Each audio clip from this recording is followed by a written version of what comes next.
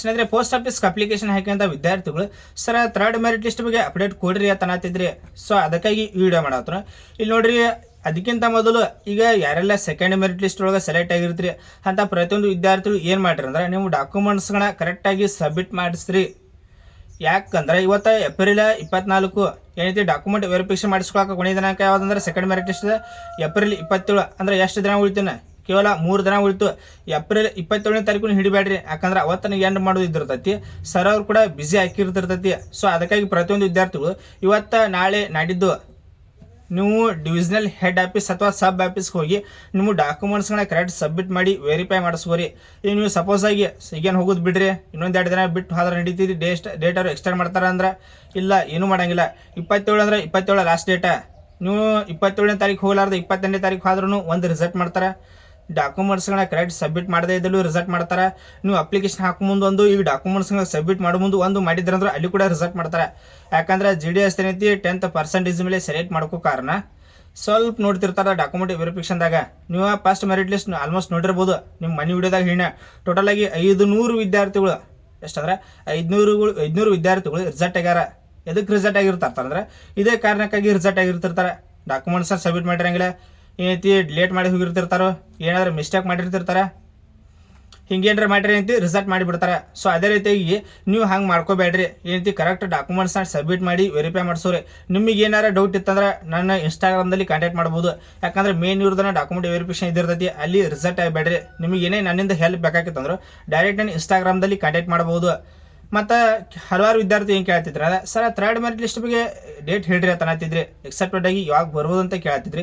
ಇಲ್ಲಿ ನೋಡ್ರಿ, ಏಪ್ರಿಲ್ 27 ಕೇವಲ ಇನ್ನು 3 ದಿನ ಉಳಿತು. ಏಪ್ರಿಲ್ ಮಂತ್ ಎಂಡ್ ಆಯ್ತು. ಇನ್ನು ನೆಕ್ಸ್ಟ್ ಯಾವ ಮಂತ್ ಸ್ಟಾರ್ಟ್ ಆಗೈತೆ ಅಂದ್ರೆ ಮೇ ಮಂತ್ ಸ್ಟಾರ್ಟ್ ಆಗೈತಿ. ಮೇ ಮಂತ್ ಏನೈತಿ ಫಸ್ಟ್ ಟೈಮ್ ವೀಕ್ ಒಳಗಂತಿ GDS ಥರ್ಡ್ ಮೆರಿಟ್ ಲಿಸ್ಟ್ ಬರಂಗಿಲ್ಲ. ಎಕ್ಸೆಪ್ಟೆಡ್ ಆಗಿ ಯಾವಾಗ ಬರ್ಬೋದು ಅಂದ್ರೆ ನಿಮಗೆ ಮೈನೊಂದು ವಿಡಿಯೋ ಮಾಡಿ ತಿಳಿಸಿನ, ಆ ವಿಡಿಯೋದಾಗ ಹೇಳಿನ ಎಕ್ಸೆಪ್ಟೆಡ್ ಆಗಿ ಯಾವಾಗ ಬರ್ಬೋದು ಅಂತೇಳಿ. ಇಲ್ಲಿ ನೋಡ್ರಿ, ಈ ವಿಡಿಯೋದಾಗ ತಿಳಿಸ್ಕೊಡ್ತನ. ಇಲ್ಲಿ ಮೇ 11ರಿಂದ ಮೇ 16 ಇದು GDS ಥರ್ಡ್ ಮೆರಿಟ್ ಲಿಸ್ಟ್ ಬರ್ತೈತಿ. ಎನಿ ಟೈಮ್ ಬರ್ಬೋದು. ಮೇ 11ರಿಂದ ಮೇ 16 ಈ ಡೇಟ್ ಒಳಗಾಗಿ GDS third merit list any time ಬರ್ಬೋದು. ಸೊ ಅದಕ್ಕಾಗಿ ಪ್ರತಿಯೊಂದು ವಿದ್ಯಾರ್ಥಿ ಏನು ಮಾಡಿರಿ ಅಂದ್ರೆ ನೀವು ಕೂಡ ಡಾಕ್ಯುಮೆಂಟ್ಸ್ನ ರೆಡಿ ಮಾಡ್ಕೋರಿ. ಥರ್ಡ್ ಮೆರಿಟ್ ಲಿಸ್ಟ್ ಅಂತೂ 100% ಬರ್ತೈತಿ, ಬರಂಗಿಲ್ಲ ಅಂತ ಹೇಳಂಗಿಲ್ಲ, 100% ಬರ್ತೈತಿ. ಈಗ ಥರ್ಡ್ ಮೆರಿಟ್ ಲಿಸ್ಟ್ ಸೆಲೆಕ್ಟ್ ಆಗುವಂಥ ವಿದ್ಯಾರ್ಥಿ ಐತಿ ಡಾಕ್ಯುಮೆಂಟ್ಸ್ಗಳನ್ನ ಕರೆಕ್ಟ್ ಡಾಕ್ಯುಮೆಂಟ್ಸ್ನ ಕರೆಕ್ಟ್ ರೆಡಿ ಮಾಡ್ಕೋರಿ. ಯಾಕಂದ್ರೆ ನಿಮಗೆ ಟೈಮ್ ಕೊಡಂಗಿಲ್ಲ.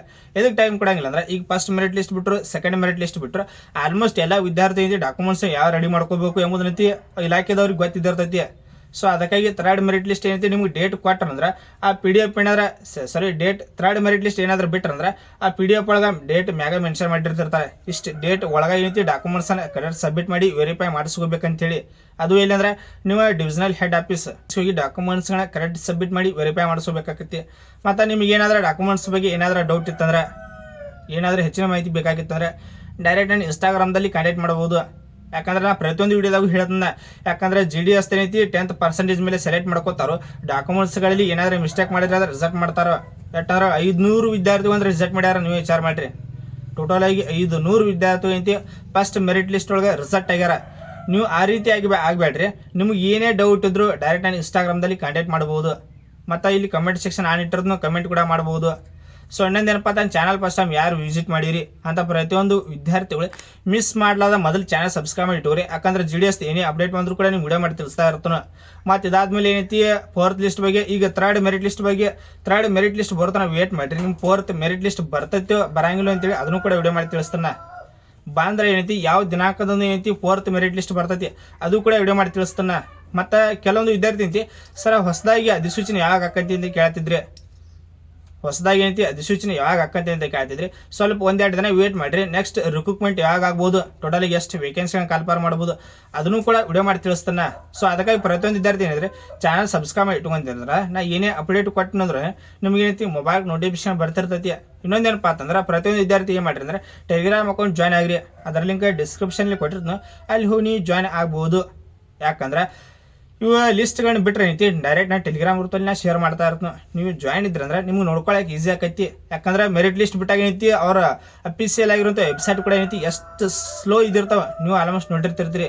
ಏನೈತಿ ಓಪನ್ ಆಗಂಗಿಲ್ಲ ಈ ವೆಬ್ಸೈಟ್ ಏನೈತಿ ಅವ್ರದ್ದು ಓಪನ್ ಆಗಂಗಿಲ್ಲ GDS ನೀವೇನಾದ್ರೂ ಜಾಯ್ನ್ ಇದ್ರಂದ್ರೆ ನಾ PDF ಏನೈತಿ ಡೈರೆಕ್ಟ್ ಶೇರ್ ಮಾಡಿಬಿಡ್ತೀನಿ. ನಿಮ್ಗೆ ನೋಡ್ಕೊಳಕ್ಕೆ ಈಸಿ ಆಕೈತಿ. ಪ್ರತಿಯೊಂದು ವಿದ್ಯಾರ್ಥಿ ಏನು ಮಾಡಿದ್ರೆ ಅಲ್ಲಿ ಜಾಯ್ನ್ ಆಗ್ರಿ. ಬಿಟ್ಟು ನಿಮಗೆ ಏನೇ ಡೌಟ್ ಇದ್ರು ಮತ್ತೆ ಕಮೆಂಟ್ ಕೂಡ ಮಾಡ್ಬೋದು. ನೆಕ್ಸ್ಟ್ ಅಂತ ನಿಮ್ಮ ಕಮೆಂಟ್ಸ್ನ ತೆಗೆದುಕೊಂಡೆ ಅಂತ ವಿಡಿಯೋ ಮಾಡಿ ತಿಳಿಸ್ತಾನೆ. Thanks for watching. ಜೈ ಹಿಂದ್.